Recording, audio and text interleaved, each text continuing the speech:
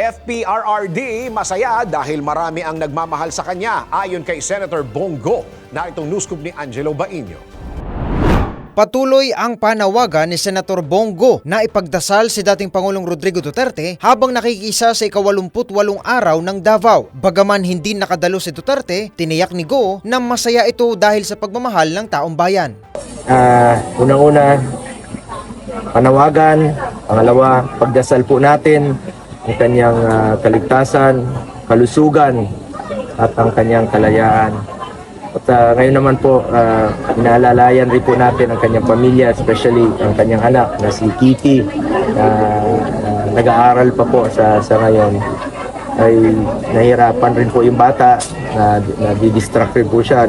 Alam niyo, pinagbibili ni Tatay Digong noon pa man na unahin ang kanyang pag-aaral. Ngayon, nasama po siya sa dumi ng politika.